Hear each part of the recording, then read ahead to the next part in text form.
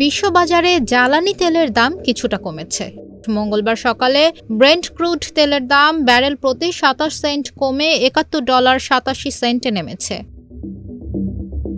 অন্যদিকে WTI intermediate ক্রুডের দাম barrel প্রতি ৩১ সেন্ট $৬৮ নেমেছে। সোমবার এই দুই ধরনের তেলের দামই ১% বেশি বেড়েছিল। বার্তা সংস্থা রয়টার্সের এক প্রতিবেদনে এ তথ্য বলা হয়। এতে বলা হয়, সিরিয়ার প্রেসিডেন্ট বাশার আল আসাদের পতন এবং চীন সরকারের নীতিগত প্রণোদনার অঙ্গীকারের কারণে বিশ্ববাজারে তেলের দাম বেড়েছিল।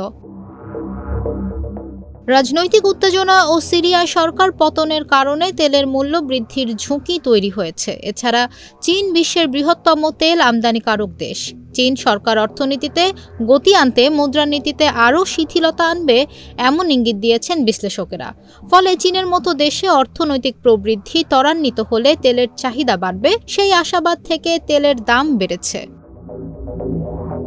কিন্তু নভেম্বরে চীনের মূল্যস্ফীতির হার ৫ বছরের মধ্যে সর্বনিম্ন পর্যায়ে নেমে আসায় বিনিয়োগকারীদের আগ্রহ অনেকটি থিতিয়ে গেছে।